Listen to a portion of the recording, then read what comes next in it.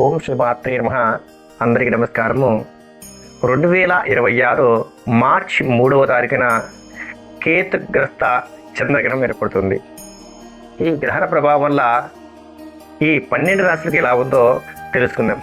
ముఖ్యంగా 4 రాశుల వారికి అధమ ఫలితం, చాలా నష్టాలను కలిగించే విధంగా ఉంది. ఇంకా 4 రాశులకి విపరీతమైన యోగాన్ని కలిగించే విధంగా, మిగతా 4 రాశులకి మధ్యమ ఫలితం. మరి ఏ రాశులు యోగిస్తున్నాయి, ఏ రాశులు యోగించడం లేదు, ఈ గ్రహణ ప్రభావం ఎలా ఉంది తెలుసుకుందాం. ముఖ్యంగా 3వ తారీఖున మధ్యాహ్నము 3:20కి ఈ గ్రహణ ప్రభావం మొదలవుతుంది. 6:20 వరకు ఈ గ్రహణ ప్రభావం ఉంటుంది. అంతేకాకుండా ఎవరైతే ఈ గ్రహణ సమయంలో జపాలు, దేవతారాధన, ఇష్టదైవత ఆరాధన చేస్తారో వాళ్ళకున్న సమస్యలు కావచ్చు. అంతేకాకుండా ఈ గ్రహణ ప్రభావం తొలగిపోతుంది. ముఖ్యంగా గర్భవతులు ఈ గ్రహణాన్ని చూడకూడదు. చూడడం వల్ల కొన్ని సమస్యలు ఎదురవుతాయి. మరి ఏ రాశులు బాగున్నాయి, ఏ రాశులు బాగలేవో ఇప్పుడు తెలుసుకుందాం. ముఖ్యంగా అధమ ఫలితాన్ని ఇచ్చే రాశులు, అంటే ఈ గ్రహణ ప్రభావం వల్ల ఇబ్బంది పడే రాశుల గురించి తెలుసుకుందాం. మొదటిగా 1 సింహరాశి, 2 వచ్చేసి మకర రాశి, 3 వచ్చేసి వృషభ రాశి, 4 కన్యా రాశి. ఈ రాశులకి చాలా ఇబ్బందికరమైన పరిస్థితులు ఎదురు. మధ్యమ ఫలితం ఇచ్చే రాశుల గురించి తెలుసుకుందాం. మేషరాశి, కర్కాటక రాశి, అదేవిధంగా ధనుసు రాశి, కుంభరాశి.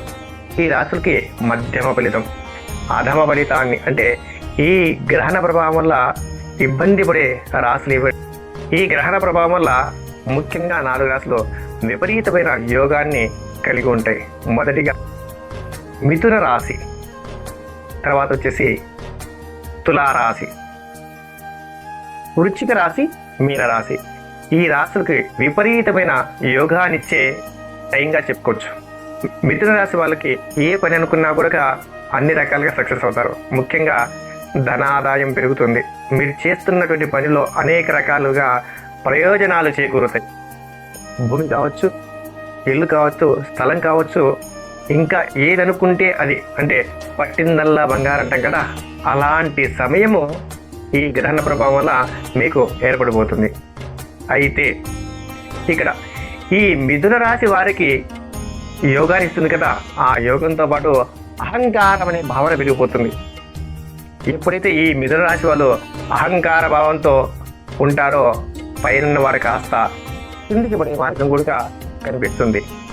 అందువల్ల ఎంత సంపాదన కలిగినా, అనేక రకాల ప్రయోజనాలు కలిగినా కూడా ఈ అహంకారం అనేది దూరం పెట్టాలి.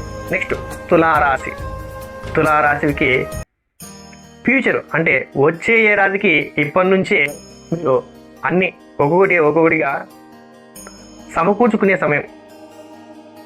అంటే మీరు ఫర్ ఎగ్జాంపుల్ ఒక దారిలో వెళ్తున్నారు, లేదా ఒక రోడ్డు వెళ్తున్నారు, అటు ఇటు చూస్తూ వెళ్ళండి. ఎందుకనగా ఎక్కడ ఏ వ్యాపారాలు బాగా జరుగుతున్నాయి, ఏ వ్యాపారాలు డల్ అవుతున్నాయి, ఏ వ్యాపారం పెడితే మనం ముందుకు వెళ్ళచ్చు అని ఆలోచన చేస్తూ వెళ్ళండి. నెక్స్ట్ అంతా వచ్చే ఏడాది మీదే మంచి రాజయోగం.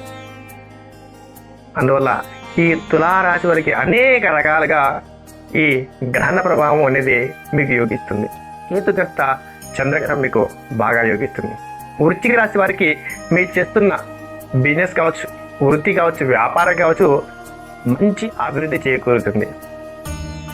నెక్స్ట్ మీనరాశి వాళ్ళకి ఇన్ని రోజులు చాలా కష్టపడ్డారు కదా, ఈ కేతుగ్రస్త చంద్రగ్రహణం వల్ల మీకు కాస్త రిలీఫ్ వచ్చేస్తుంది. కనుక ఒక అదృష్టం తెచ్చిపెడుతుంది. మీకున్న శత్రువులు కావచ్చు, లేదా బ్యాంకు రుణాలు కావచ్చు, లేదా ఇతరుల దగ్గర అప్పు చేసిన అప్పులు కావచ్చు, అవన్నీ తీరిపోయే సమయం వచ్చేసింది. అందువల్ల ఈ 4 రాశుల వారికి చాలా విశేషంగా ఈ గ్రహణ ప్రభావం యోగిస్తుంది. ఈ గ్రహణ ప్రభావం నుంచి ముఖ్యంగా గర్భిణీ స్త్రీలు కొన్ని నియమాలు ఆ గ్రహణ ప్రభావం తొలగిపోయేంత వరకు కూడా ఇంట్లోనే ఉండాలి, ఇంటి నుంచి బయటికి రాకూడదు. అంతేకాకుండా ఎవరైతే బాలింతలు ఉన్నారో అంటే పిల్లలకు పాలిచ్చే తల్లులు వాళ్ళు సాధ్యమైనంత వరకు ఆ గ్రహణ ప్రభావంలో పిల్లలకు పాలు పట్టించకుండా ఉంటే చాలా ఉపయోగం. అలాగని ఆ 3 గంటలు ఉంటుంది కదా, పిల్లలు ఏడుస్తున్నా కూడా పాలు ఇవ్వడం మాత్రం మర్చిపోద్దండి. ఇవ్వచ్చు, కానీ సాధ్యమైనంత వరకు ఇవ్వకపోవడానికి ప్రయత్నం చేయండి. కానీ మీ పిల్లల యొక్క ఆకలిని దృష్టిలో పెట్టుకుని ఈ నియమాన్ని పాటించండి. గ్రహణ ప్రభావం వల్ల భారతదేశంలో కొంత అనిశ్చిత పరిస్థితులు ఏర్పడడానికి అవకాశం ఉంది. ముఖ్యంగా రాజకీయ నాయకులు ఈ గ్రహణ ప్రభావం వల్ల చాలా ఇబ్బందులు ఎదుర్కోవాల్సి వస్తుంది.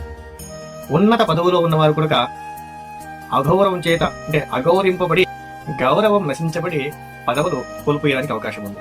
అందువల్ల ముఖ్యంగా రాజకీయ నాయకులందరూ కూడా చాలా జాగ్రత్తగా ఉండవలసిన సమయం. పాటించవలసిన నియమాలు.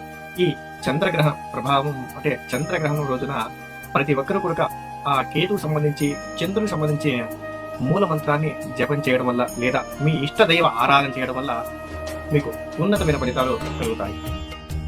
ఓం చం చంద్రాయ నమః అనే మంత్రాన్ని, ఓం కం కేతవే నమః అనే మంత్రాన్ని గ్రహణ సమయంలో జపించడం వలన మంచి ఫలితం కలుగుతుంది.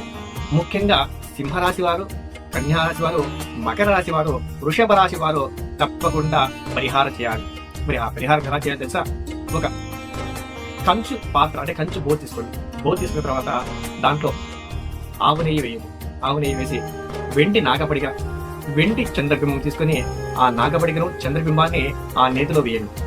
వేసిన తర్వాత 1.25 kg బియ్యము, 1.25 kg ఉలవలు, వైట్ కలర్ వస్త్రం, చిత్రవర్ణ వస్త్రం తీసుకొని ఆ పాత్ర, నెయ్యి పాత్ర ఉంది కదా, ఆ నెయ్యి పాత్రతో కలిపి వీటన్నిటిని ఆ రోజు సాయంకాలం అంటే 7 గంటల తర్వాత అయినా లేదా మరుసటి రోజైనా ఒక బ్రాహ్మణుడికి దానం ఇవ్వండి. గ్రహణ ప్రభావం చాలా వరకు తొలగిపోతుంది. అన్ని రాసులు 12 రాసుల వాళ్ళు ఇవ్వాల్సిందే.